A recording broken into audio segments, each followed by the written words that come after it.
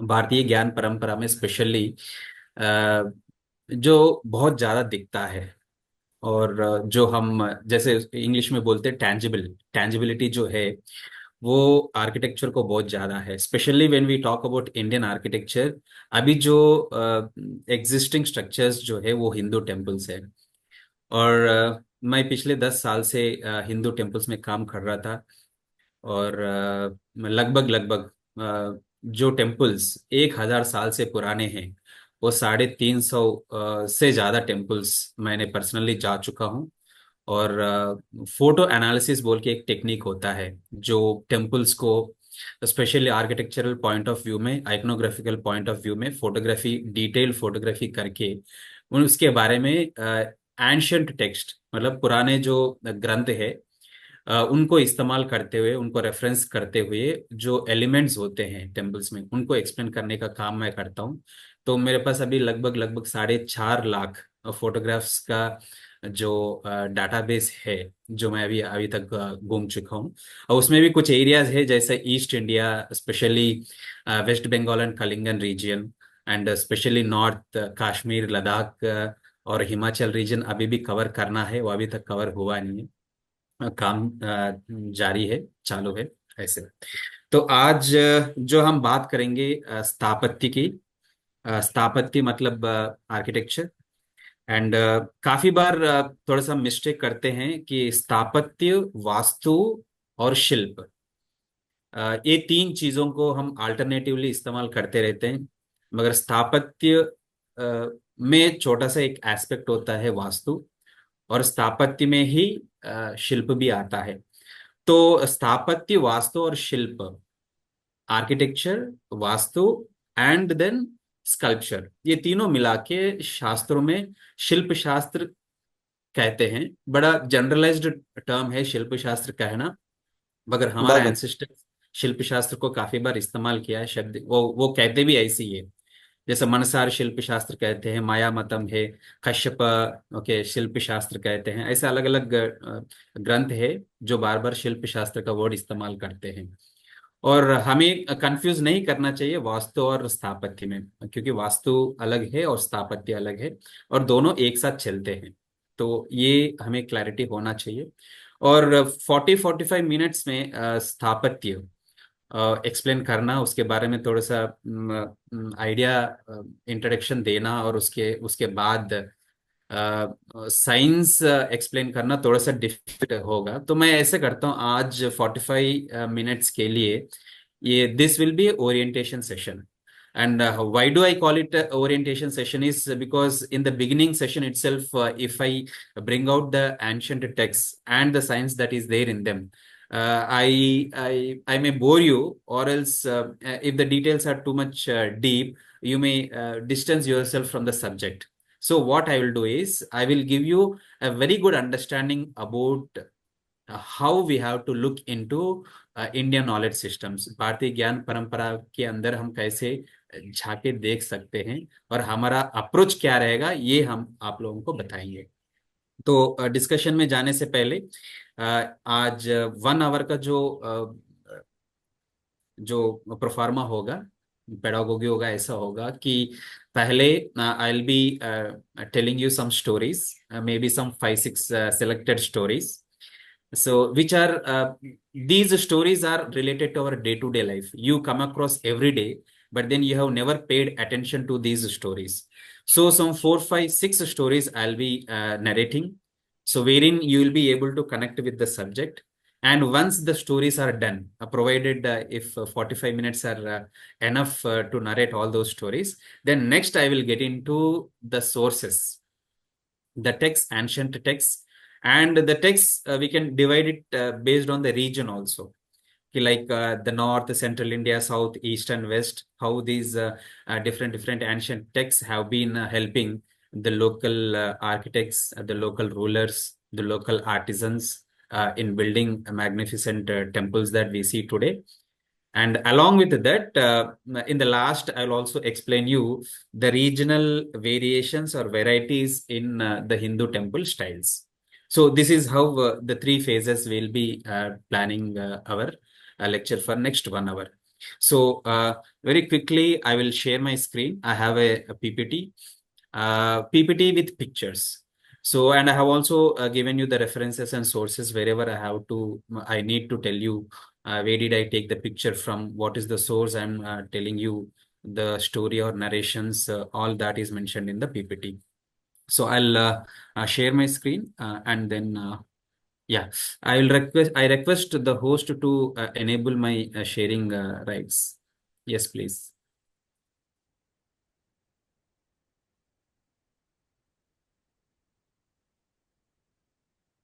So you can do it. No? Now I Enable can. the Yes, yes, host. yes. Now I can do it. So if any one of you can say me that my screen is visible. It's visible, sir. Yes, sir, it's visible.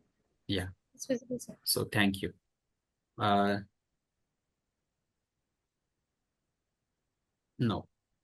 So if my screen is very clearly visible and you have a big screen with you, if you're not on the mobiles, then you can see two seals here. दो मुहर यहाँ पे दिख रहे हैं और दो या मैं तीन दिखाऊंगा आप लोगों को तीन मुहर दिखाएंगे but then again I said you ये ओरिएंटेशन है I am slowly taking you into the subject through introducing you I am unbiased here, no categorical kind of explanation. I'll just try to explain and bring out the concepts. Now it is up to you to decide what is to be deduced from what I'm explaining. So the both seals that you are seeing on the screen are from the Indus Valley civilization, Sindhu Saraswati Ghati Sabhyata. And when it comes to the first seal, जो पहला मुहर जो देख रहे हैं इनमें कुछ elements को हाईलाइट करने के लिए कोशिश करूंगा सबसे पहले here you have a tree यहाँ पे एक छोटा सा पेड़ है एंड पेड़ के नीचे ड्रा करना बहुत मुश्किल है बट यहाँ पे we can see a goddess और गॉडेस के ऊपर एक त्रिशूल जैसा आकार हेडगेयर है और ये पेड़ कौन सा है ये हो सकता है कि यहाँ पे आप देख सकते हैं दिस लीफ स्टाइल जो है very clearly indicates this is people so people पेड़ के नीचे है इनके सामने अगर आप ध्यान देंगे तो there is one person who is kneeling down तो ये अपने घुटने में बैठे हैं and you can see the kneeling position of the legs also very clearly right and then इनके सर के ऊपर भी एक त्रिशूल आकार में एक हेडगेयर है और दोनों हाथ उन्होंने आगे कर रखा है तो रफली it indicates that the person kneeling here maybe is kneeling before the goddess or the lady who is standing below the peepal tree and then next just behind him you can see an animal and by looking at the horns that it has you can easily understand that this is a ram जो male sheep होता है उन्हें हम ram कहते हैं right and then coming to the bottom of the seal इस मुहर के नीचे देखेंगे तो again there are ladies and now coming into the number aspect अब इनको काउंट करना है हमें देखो एक दो तीन चार पांच छह सात now the number 7 becomes now this is how we have to understand interpret whatever we are seeing especially when you are visiting the temples or whenever you are visiting a heritage monument or a religious structure we have to get into the details so this is the first seal that I have tried to interpret a peepal tree below that okay somebody is standing with a trident on the head with a person with a trident on the head kneeling before that and then a ram, and then the 7 ladies, 7 mother goddesses, you may say. They may be Sapta Sindhu, they may be the representation of 7 rivers, the Sapta Sindhu region of the ancient India. Okay, that is different. And then second seal, coming to it, you can see this is Pashupati seal. Pashupati seal famously called why because there are a lot of animals. Pashupati is the Lord Shiva as of now. That is how we look at. There is rhino here. Okay, you can see the tiger, okay, and then you can see the bull, and at the base of below the Pashupati, you can see antelope. And then when we come into the details of this person, you can see three faces, one, two, and the front. Three faces are there. Maybe there must be the fourth face, which is in the back, exactly like Brahma, which is not visible, like the lion capital of India, where three lions are visible, but the fourth one is hidden always. And then obviously the headgear in the form of a trident. And then he is in the yogic posture, and especially the posture of his legs is very important, which is called as Mula Bandhasana. So Mula Bandhasana or Mula Bandhasana is very important and is very common and prominent yogic practice, okay, even today also. Now, let us get into the third seal. And again, this seal is also from Mohenjo-daro, like the earlier two. And as soon as you look at the seal, इस मोहर को देखने से तुरंत पता चल जाता है कि जो पत्ते यहाँ पे है, ये पीपल के पत्ते हैं। बाकी चीजों में हम ज्यादा ध्यान नहीं देंगे, बट देखो एक इन पत्तों को काउंट करने के लिए कोशिश करेंगे। Number 1, 2, 3, 4, 5, 6, 7, 8 and then 9। So 9 lips. देखो इससे पहले मुहर में हमने देखा था there are 7 female goddesses or women standing. Number 7 is important, and here number of leaves, the people leaves are 9. And then you see a, okay, this is actually the script, Indus Valley script, a pictograph script, and it is also bone Bonstrophodus. The Indus Valley script was written from right to left also and left to right also. So here we see one of the symbols here, or one of the alphabet maybe. But then when you look at the number of spokes here, there are 6. 1, 2, 3, 4, 5, 6. Right. Now, through these seals, 3 seals, I have just brought you into an impression that whenever you look at the things very casually is not the way. Now, even in this simple seals also, there is a lot of information that we have to pay attention to. Like the ancient wisdom and ancient knowledge is embedded in different ways and different manners.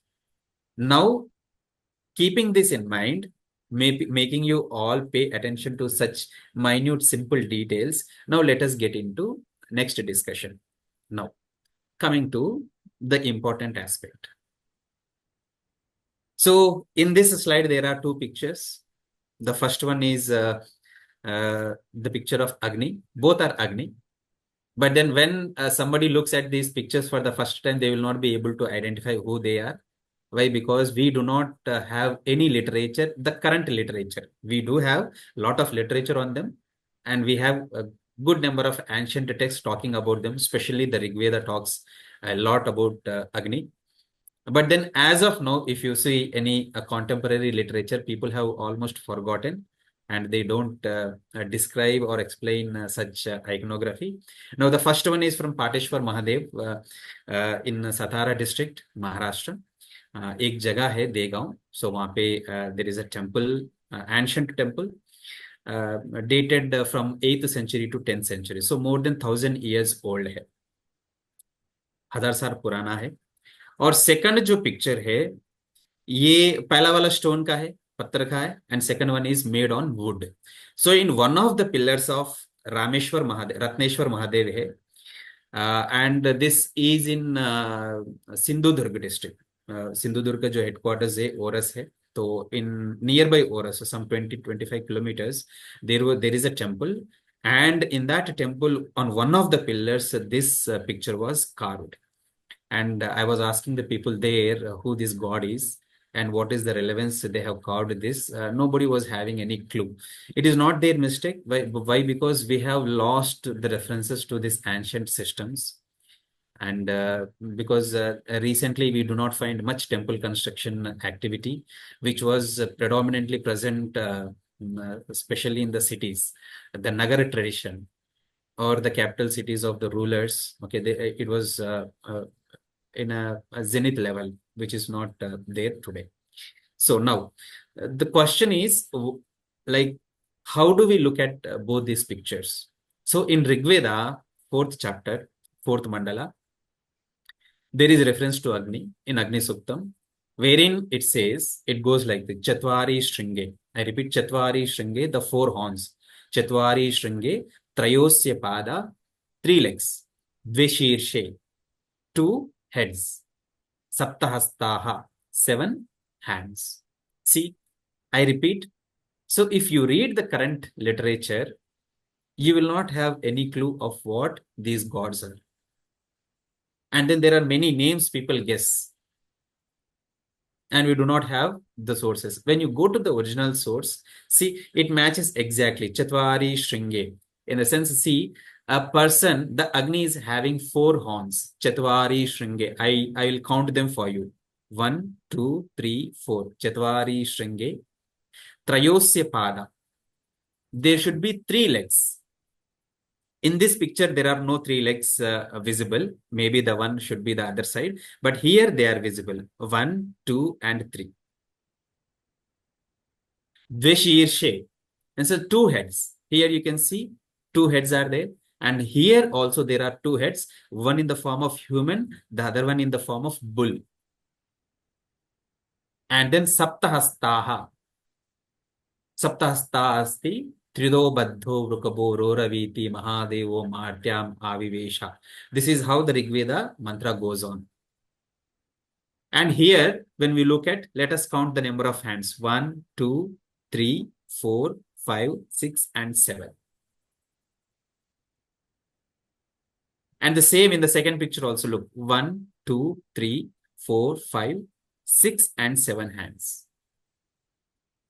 So this is based on, now look, the ancient, the longest extant text in the world is Rig Veda, which is given the UNESCO intangible status also. And the text is talking something about Agni. And many thousands years later, in Pateshwar Mahadev, they have carved the same interpretation on the stone. And again, 1,000 years apart from the Pateshwar Mahadev in Maharashtra, in 18th century, 19th century, they have carved the same interpretation on the wood also.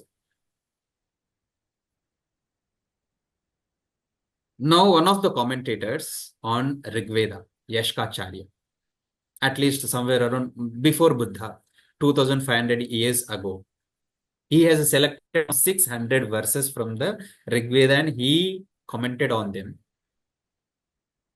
He has tried to interpret them. And how is he interpreting? I have written here very clearly. Chatvari Shringe Trayosya Pada Dvashirshe Saptahas Chatvari Shringe Vedave Eta Uktaha. Trayosya Pada iti Savana. Now, what is he trying to say is the four horns that is mentioned in Rig Veda are the four Vedas or the four quarters. East, West, North, South. And he's saying the three legs that are there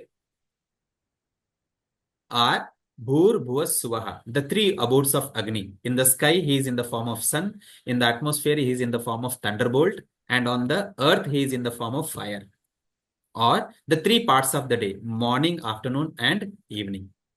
Here also, when Yashkacharya is interpreting, he is not saying exactly this. He is giving us the options. It may be four Vedas or the four quarters, four diks. He is saying either the three abodes of Agni or the three parts of the day. And the two heads are day and night. And the seven hands are the seven colors of the spectrum or Sapta Chandamsi, the 7 meters of Sanskrit grammar. Now, the kind of information that they have encoded into this simple Murti of Agni is unbelievable.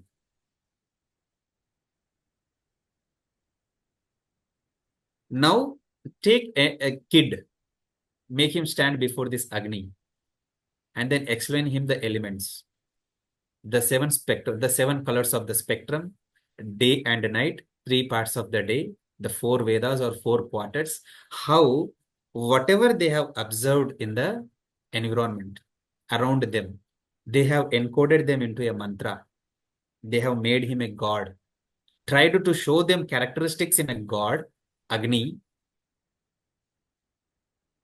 and then the tradition continues in the Shilpa Shastra for generations to go, and continuously for more than 5 millennia. And then going further, this is one element that we come across the temples, and the name of this element is Kirtimukh. And the picture that you see here is from Bija Mandal, which is near Bhopal, Madhya Pradesh. Now, there is a beautiful story behind it. I will tell that story in a very short and crisp manner. And the story is from Skanda Purana. Now, earlier we were talking about interpretation, taking into the numerology, numerics, and how that tradition continued for more than 5 millennium. Now we are coming into the moral sciences.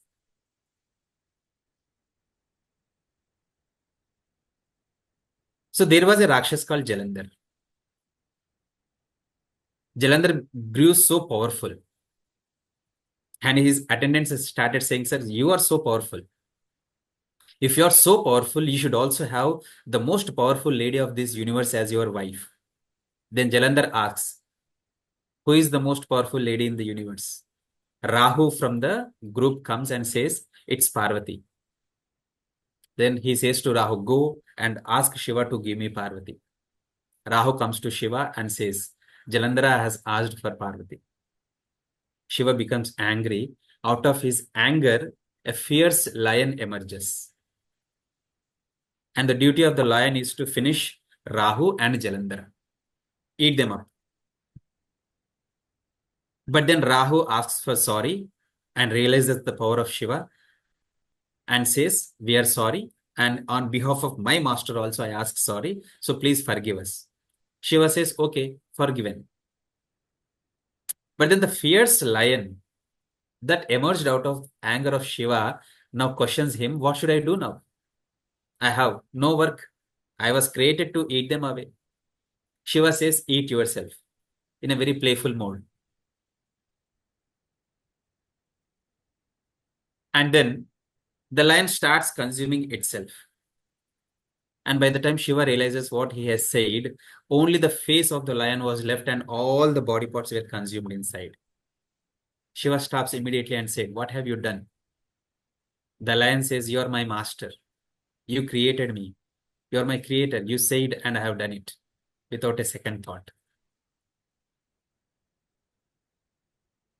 Shiva gets impressed by his loyalty, by his submissiveness, and he says, "From now onwards, you will be called the face of glory, Kirtimukh. And I give you a boon." मैं एक वर देता हूं. वो वर क्या है कि अब से कभी किसी भगवान को पूजा किया जाए उससे पहले आपको सब देखना पड़ेगा. Everybody have to worship you first, see you first before they are going to pray any other god.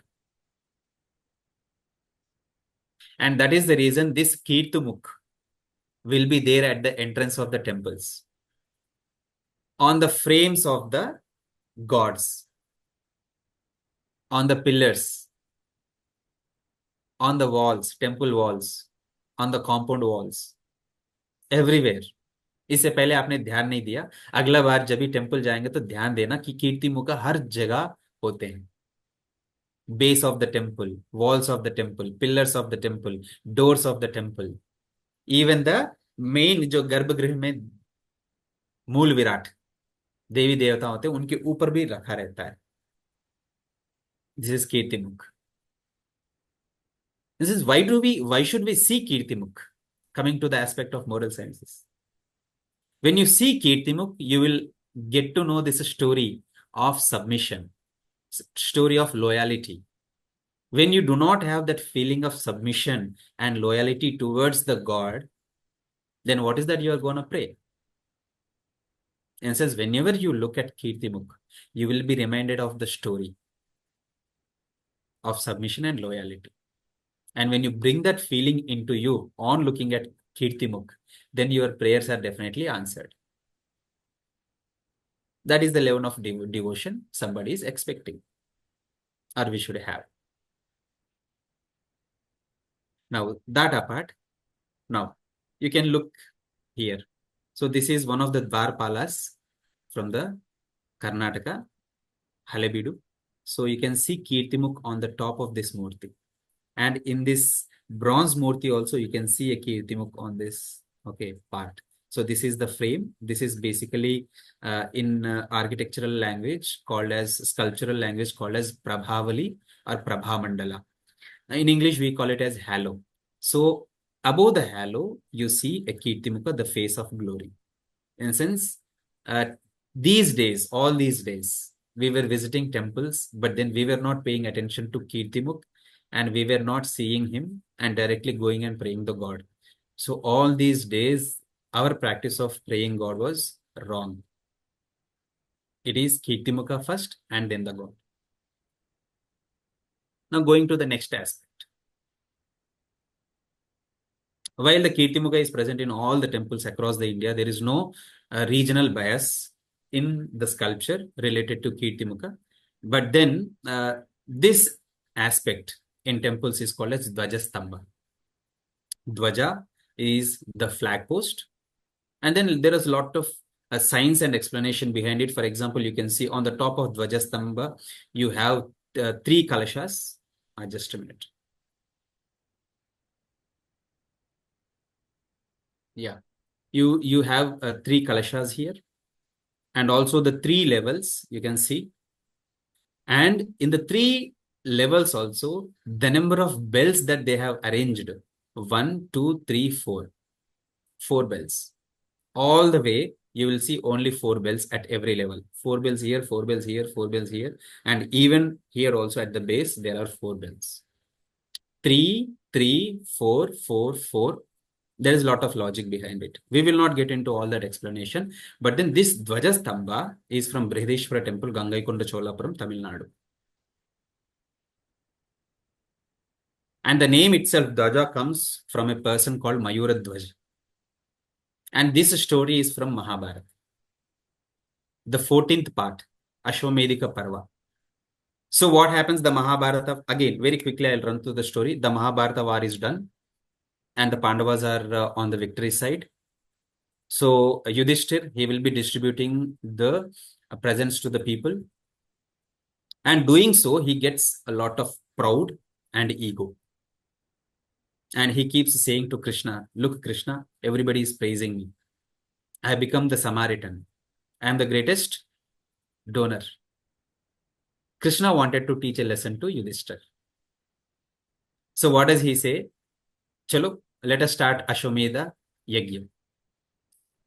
So they will leave the Yajna, Ashwa, Yagashwa, the horse, and it keeps going around. And then it reaches Manipura kingdom. So the king of Manipura kingdom was Mayuradhwaja. He had a son, brave son, whose name is Tamradhwaja.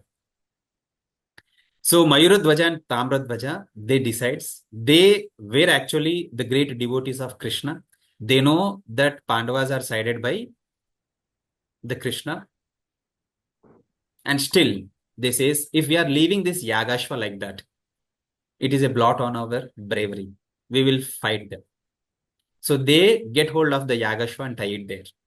All the Pandavas will come. They will fight with Mayuradhwaja and Tamradhwaja, but both of them will defeat. And now Yudhishthir and Krishna, they will decide themselves to come and see Mayuradhwaj.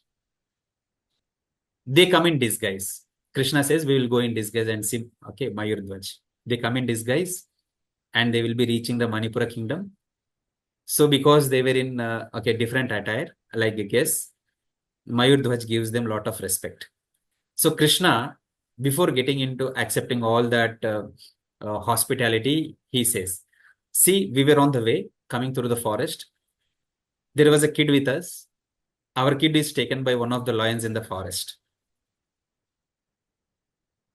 And we asked the lion to give us back the kid. The lion said, you give us equal meat to the boy, and then we will give you the boy. When Krishna says, so Mayurdhwaj says, okay, let us give the meat. What is there?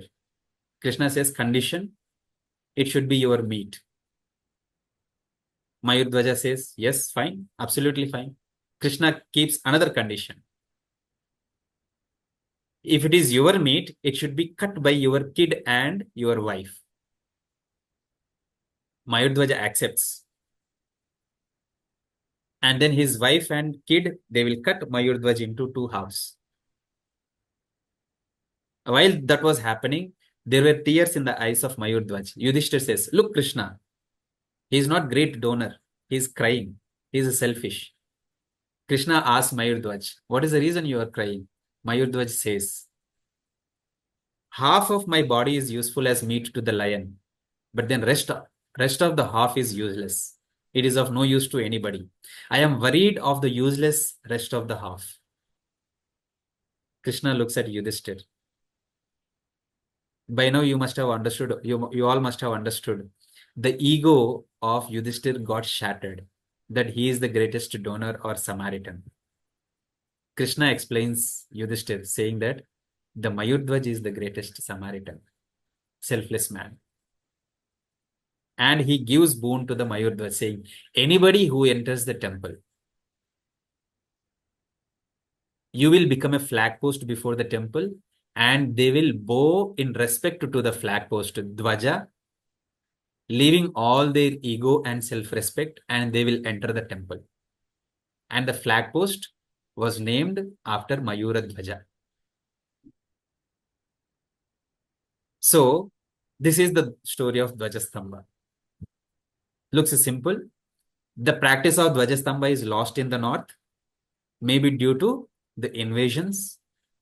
Why? Because it prominently makes to spot a temple. But when it comes to south, the Dvajastambha is prominently used, and every year there is an annual celebration related to Dvajastambha. That's a great story, separate story again. But then I hope you all understood the story of Mayurudhwaja. And then now, coming to the scientific part. Two stories, Kirtimukha and Mayurudhwaja, we have seen, which are related to moral science. But then these are two door panels, the first one and the second one, from the Bateshwar group of temples near Gwalior. When you look at the frame, the door lintel, in the top, you can see this is Brahma, Vishnu, and Shiva. Brahma, Vishnu, and Mahesha. And then you can see there are Navagrahas. Aditya, Soma, Mangala, Buddha, Guru, Shukra, Shani, Rahu, and Ketu. And this is the order, standardized order as per the Shastras, it has to be.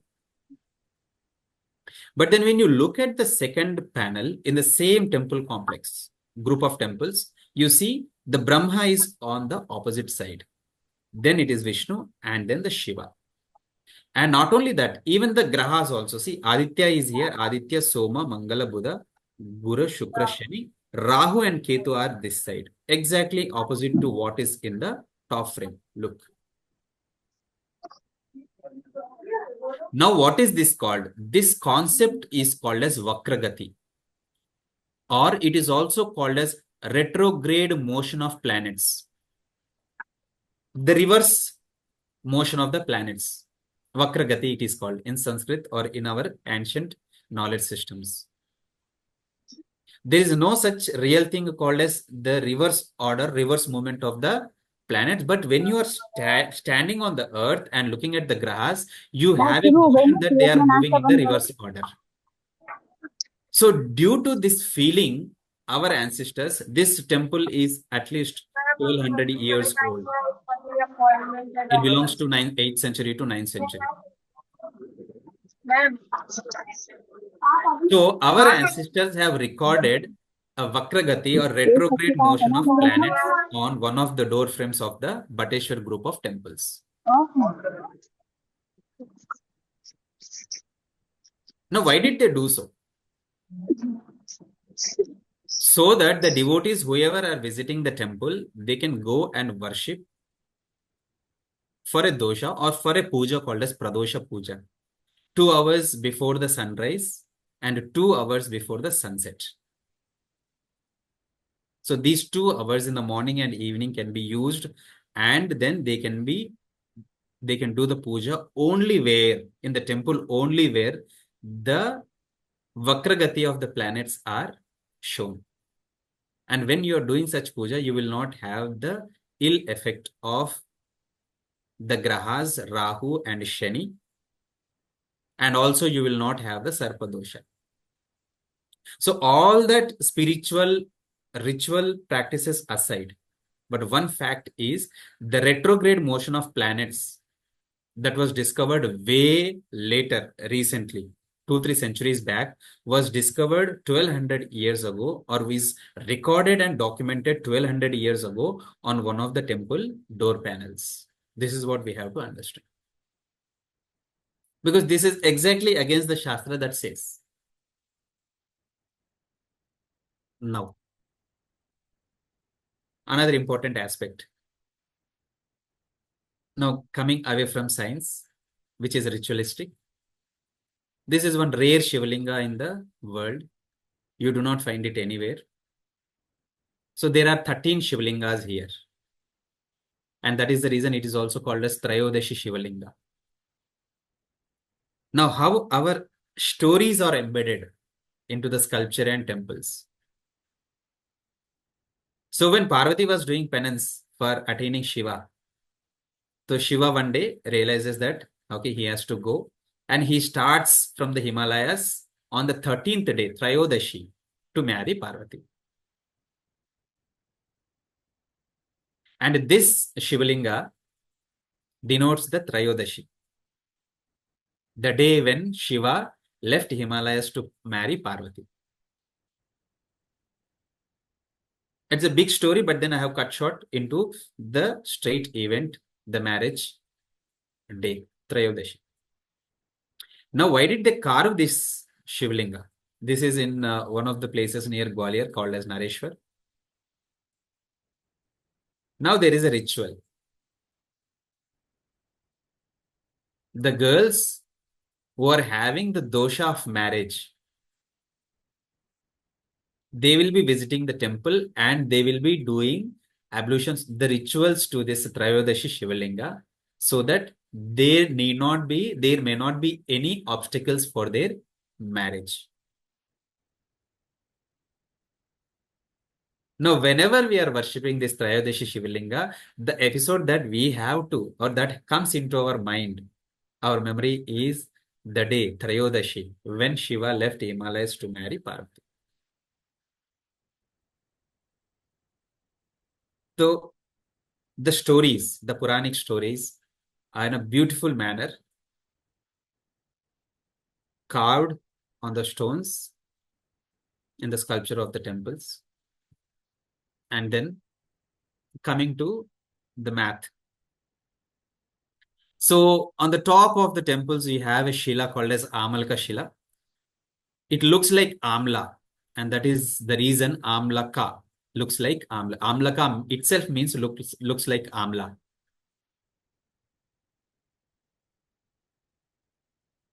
And is on the top of the temple. But then when you look at this stone separately, the number of ribs, you can see here, the number of ribs in that Amalka Shila will be multiples of 12, 24, 36. But generally accepted number is 24. 24 ज़्यादातर 24 होता है.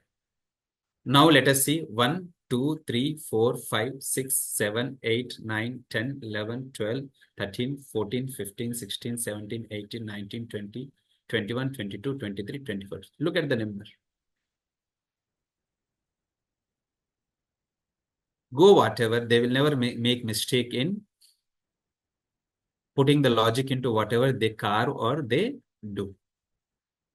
That is the greatness of our ancestors. 24 ribs. Now 24 ribs, 24 minutes was called as Ghatika in ancient time calculation. One Ghatika is 24 minutes. And there used to be 60 Ghatikas per day. And this is as per Surya Siddhanta, first chapter. 24 minutes, one Ghatika, 60 Ghatikas per day, and it makes 1440 minutes. And when you are dividing that by 60 Ghatikas, it will give you 24 hours.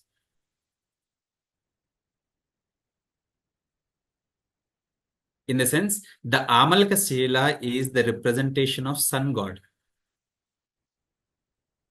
The Amalaka Shila is the representation of sun god. It means it is the representation of the time, Kala Chakra. But then the importance or the stress that they have given to the math is worth our observation. So, through this, some 4-5 episodes wherein I was talking about the numerics in the seals of Indus Valley civilization, जो सिंधु घाटी सभ्यता का मुहर में जो numbers है, अंक है, उनके बारे में जो बात कर रहे थे, कीर्तिमुख के बारे में जो मोरल साइंस के हिसाब से loyalty submission towards the God, leaving away ego, edging God out, ego, entering God ourselves, the Mayur Dhwaja concept from the 14th chapter of Mahabharata, retrograde motion of planets, well recorded at least 800 to 1000 years before the retrograde motion of planets came into or was discovered, and then the math. I'm not at all getting into the architectural measurements. When you look at architectural measurements, most of the writers or most of the scholars, right from the British era till now, all have distanced themselves from looking into the measurements and mathematics that our ancestors have followed in constructing the temples. Very strict measurement. And everywhere it is same. It doesn't change. The ratio, proportionality between the Garbhagriha, the Mandapa, Mukhamandapa, and the Shikara, all same. Length may change, length and width may change, but proportionality is always same. The ratios are same. That is how they have paid attention to the minute details. So this is what is a small introduction and orientation for you all to bring you into how we look at Bharatiya Gyan Parampara when you are looking at the structures that were built by our ancestors. They are not just structures or religious structures. They were encoded monuments with a lot of knowledge embedded into each and every inch of them. Now coming to the last discussion that we look at, I have been saying about the styles of temples and the ancient texts. I'll stop my screen sharing and then I'll come back to you all now. So when it comes to India, and when you are especially talking about Sthapatya, Vastu, and Shilpa, there are 3 R's, RRR, which has influenced our ancient knowledge systems. One is the region, the religion, and the rulers. Let us take the concept of region. When you go to the north, like Himachal, Jammu and Kashmir, Ladakh, so these are earthquake-prone regions, and you do not find a good quality, high quality of stone. And that is the reason what they have done is they have invented an anti-earthquake technique called as Khatkuni style of architecture. wherein you have one layer of wood and one layer of stone. Khat, wood, kuni, stone. So when you travel to Himachal, you must have seen at every house and every religious structure, they have layers. And their roofs are always pagoda style, pyramidal. Why? Because of snowfall, they do not want any seepage. And even if the temples are constructed in stone, they will also have a pyramidal wooden structure on the top of the temple.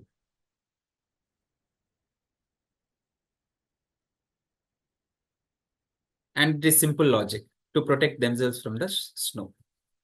And then anti-earthquake technique, anyways, I have said. Now let us get to the east. East, especially Bengal and Assam and Bangladesh. You do not find stone here properly.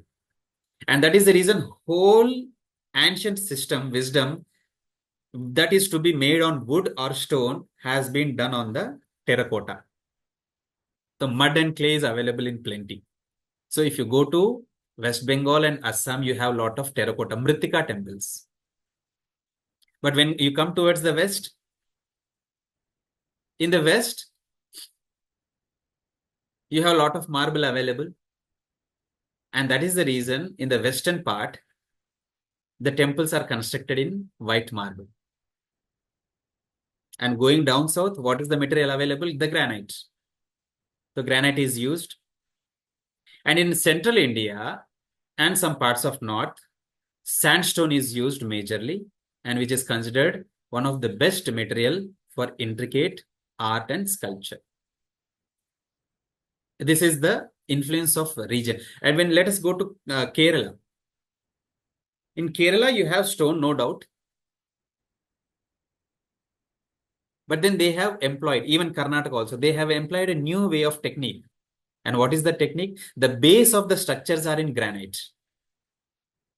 And the superstructures are in wood. Why? Because you have a lot of forest and wood is available in plenty.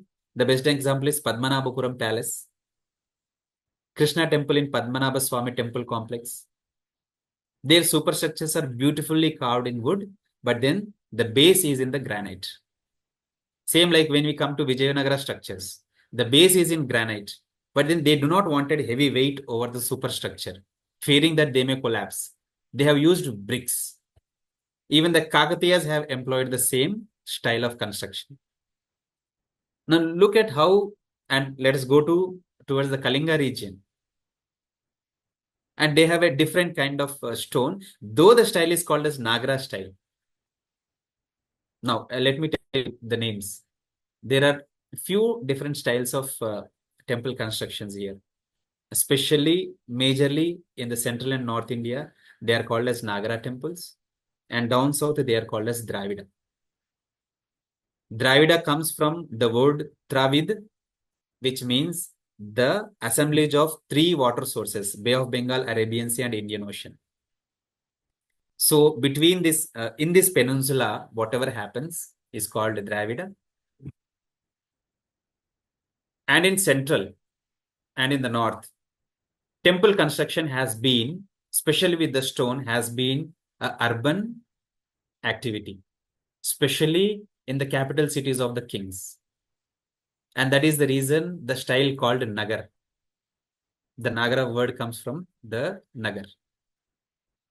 And there are many other styles, but then Nagar and Dravida are largely accepted terms. And between these, there is another term which is called as Vesara, which you find between this Nagara and Dravida somewhere in Karnataka, Andhra regions, Telangana regions, wherein the space is so much. The mandapas are spacious. There is a lot of space before the Garbhagriha. And they are called as Vishra, which means spacious. Wherein you must have seen, if you have gone to Karnataka, Hoysala temples. In Telangana also, if you see, look at the temples, you have the main Garbhagriha. Along with that, you will have a separate Garbhagriha. If it is Shiva temple, separate Garbhagriha for Ganesha and separate Garbhagriha for Parvati. Now see, instead of one Garbhagriha, there are three Garbhagrihas. Now that there should be, the mandapa's space should increase. So Vishra is means becoming very spacious. There is also controversy on the term Vesra. Why? Because people say Vesra is a Sanskrit name for mule, which is the combination of horse and donkey. The scholars have denied using Vesra for mule, saying that combination of horse and donkey means the combination of Nagara and Dravida style, giving rise to a new style called as Vesra. The scholars question out of Nagara and Dravida, which is horse and which is donkey, which is not accepted. So Vishra comes basically from the Vishrama or the space. Now the second R is the religion, obviously. Religion and religious philosophy. Especially the Hindu temples are studded, overloaded with a lot of sculpture, unlike other religious structures. So there is a clear distinction. And the rulers also. So each ruler, for example, the Pallavas and the Cholas, their favorite deities, their favorite philosophy, and what they have patronized led to the increase of such structures. Temples dedicated to Shiva, temples dedicated to Vishnu, the structures dedicated to Shakti, the structures related to Buddhism, structures related to Jainism, based on their patronage. So when it comes to India, the Sthapatya, Vastu, and Shilpa is predominantly influenced by region, religion, and the rulers. So this is in short uh, about what we were supposed to discuss. Majorly, I have tried to give in or bring in you or give some a kind of orientation to how to look at different aspects that are visible in the temples. So next time when you are visiting a temple, make sure that you are paying attention to Dvaja, you are paying attention to Kirtimukha, you are paying attention to numerics. If you are finding an element, immediately start counting it and look at what is the reason that number is there. Why did they follow that number sequencing? And all this is well recorded in the Shastras. We have a lot of ancient texts. There is this person whose name is Ramraj. In 1800, for the first time, he has written an essay on essay on the architecture of Hindus.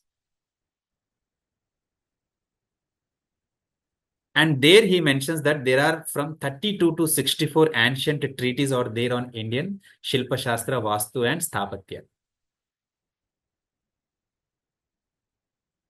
And out of that, he quotes 5 important and he discusses them in detail. But in region wise also, for example, if it is Central India, Samarangan Sutradhara and Brihat Samhita. If you go towards the north and west, Aparajita Prucha, Prasada Mandana. If you are going towards the east, Kalinga region, Shilpa Prakasha, Shilpa Ratna Kosha, and Shilpa Ratnakara. If you are going down south, we have Mayamatam, Manasara, Kashyapa, Sakala Dikara, and Vaikhanasa. And towards the west, we have Shirarnava, Deeparnava, which are written by Vishwakarma, which are now with the Sompura family. So these are different. So we have a vast Agni Purana, Matsya Purana. They talk in detail about the science of the construction, architecture, Vastu, and Shilpa. Vishnu Dharmottara Purana, the appendix of Vishnu Purana. It also talks in detail about all this. So I hope, okay, this must have been in a very summarized manner, in simple way. I have tried to give you some information. Thank you all. Namaste. Uh, Thank you, Ramakrishnaji, for that very erudite session, I must say, in a very short and crisp manner, as always. And I've had the opportunity and the to listen to you previously also. So this was, as always, a very beautiful session. I think we have some time for questions, and if you're okay, sir, we can take a few questions if that is. Yes, yes, sir. Yes, Oh, sir, please. so I would request the participants to raise their hand. We'll follow an order here and keep your questions brief and crisp so that Ramakrishna ji can easily answer them in a prudent manner. Sir, very nice talk, and I have also recorded your lecture. I am Dr. Varsha Gupta from Life Sciences. Wonderful talk. Rig Veda is the oldest one. Scripture-wise, what do we see as the earliest god apart from Agni that you discussed? When we go with history, which of the gods amongst the Brahma, Vishnu, and Mahesh is the the primitive one in terms of the temple and other things that you have gone across? Acha. Ma'am, there is a concept of Trimurtis even in Rig Veda also. Indra, Varuna, and Agni. Three were considered as the Trimurtis. So, Varuna in the atmosphere, Bhuva, Agni on Bhu, earth, and Indra in the sky. So, the same concept अरे slowly आज has सुन रहे हैं transformed into the Trimurtis like Vishnu, बस देख रहे हैं Brahma, meeting भी and कैसे है Mahesha. And all देख these रहे हैं people अभी have lot of things in commonality when we look at अरे रुक जा देख detailed रहे हैं इसमें iconography. So these दे रहे रुक जा triad Trimurtis of Rigveda are considered as the precursors to the Shiva, Vishnu, Brahma, the present Trimurtis. Okay, okay, okay. Thank you so much. Thank you. Now I have one question. Abhishek Kulkarni ji asking, can you tell a good reference book? Based on, if you are a beginner, there is one book by S.P. Gupta, Elements of Indian Art. The title of the book is Elements of Indian Art by S.P. Gupta. This is a very basic book which you will get on Amazon, some 250 rupees to 300 rupees. A very small and easy to have good fundamentals. But once you are done with it, then for advanced, then you have all the Shastras that I have been mentioning, Samarangana Sutradhara, Prasada Mandana, Kshirarnava, Deeparnava, Mayamatam, Manasara, then Vishwakarma Prakasha, Agni Puran, then Brihat Samhita, Matsya Puran. So all these texts, you have a lot of content. There is no end or death of literature. Then the Vedas also. You go to Atharva Veda, you have a lot of references to Sthapatya. You come to Rig Veda, there is a lot of reference to sculpture, gods mainly, the iconography that have been saying. So, but the foundation starts from the elements of Indian art. Later on, you can refer to a book which is not very easily accessible, Encyclopedia of Indian Temple Architecture by M.A. ढाकी. ढाकी का book है, बहुत अच्छा book है. Then प्रसन्न कुमार आचार्य का Manasara translation है. Then T.A. गोपीनाथ राव का हिंदू आइकनोग्राफी का भी किताब है. These all comes in the next level. So initially you can start with Elements of Indian Art by S.P. Gupta. I think Abhishek ji has also one question. Abhishek, you can go ahead and ask. Ji. Yes, namaste. So, Rampraj, very nice session. So, now we had told this book name, na? Basic book. Which book? Yes, sir, we will do. So, what is the name of the book? Basic for beginners? Elements of Indian Art. Okay, and name of the author? S.P. Gupta. Gupta. Okay, okay. Dhanyawad. Thank you. Yeah.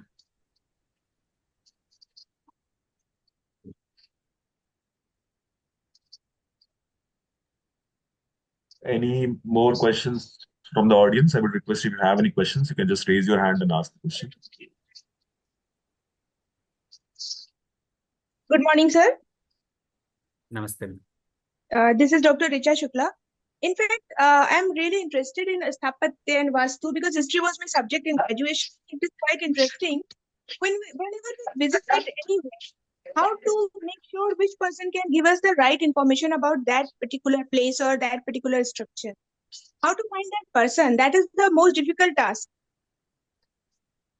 Right. So that is very difficult because I am from Indian Institute of Tourism and Travel Management, Bharati Pariyatan Evam Yatra Prabandh Sansthan. Ministry of Tourism, Government of India has started a course called as Incredible India Tourist Facilitator Certification, wherein we are selecting few people and training them for all this knowledge. So maybe down the line, some 3, 4, 5 years, you may get such people. But as of now, there are people, no doubt, in every city they are there, but then most of the temples are in remote areas, okay, and not good interpreters are available in and around. So it is our duty to find the right person and take them there. That is the only way we can do. Yes, sir. Thank you so much for enlightening us. But I had an idea, just the guides which are available there at many places. I think if Yes, they are trained somehow to some extent, they might give us a bit of more information than just telling us that this is this place. Everybody knows Taj Mahal is like that or Konark is like that.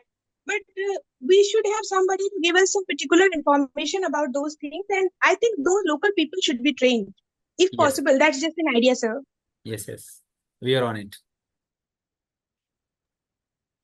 Ramakrishna ji, there is a question by Sri Sangeeta Mattu in the chat. It is about the Kirtimukha reference that you made while delivering the session. If you can, sir, please look it up. There are Uh, two visuals that she has shared, and there is a follow-up question regarding those visuals. so are there also Kirtimukha representation? There are pics from temples in Bali, Indonesia.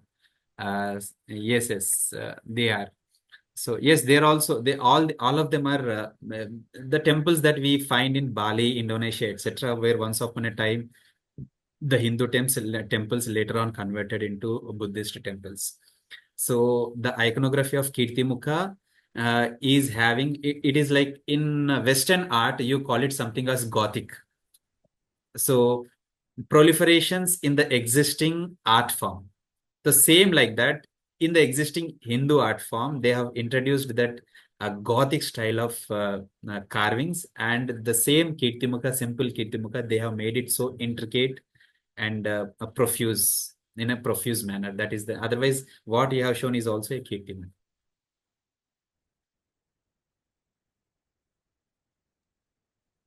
Thank you. I think also because of paucity of time, but I feel the expansion of Indian architecture in Southeast Asia is also a very different phenomena to be discussed some other day. Yes. But I think that also has we have had a deep impact on the whole subcontinent. That is what I feel. We have one question from Suman Biswas ji. I think if you can refer to the chats. Mm, I think yes. okay, that's the comment. I'm a student of literature and teach Indian classical literature. Your mesmerizing lecture not only furnished me. Okay, it's a comment. It's a Yes. comment. I thought it's a question. Okay. Okay. Thank you. Yes. I think if no more questions, we can conclude the session. We have one physical session on the campus because this is a hybrid mode. We have Dr. Pankaj Saxena with us, who also is very well known for his deep insights into temple architecture. So he Yes. would be talking about that today. Obviously, Ramakrishna ji is aware of Pankaj ji and great minds in temple architecture we have today. So that would be streamed live for all the audiences online. So please rejoin. You would be informed on the group, and a link would be shared. So thank you, everyone. I would request the host to end the meeting for today. Thank you, Ramakrishna ji. Thank you for your time and energies. Thank you. Thank you, sir. Thank you all. Namaste. Namaste.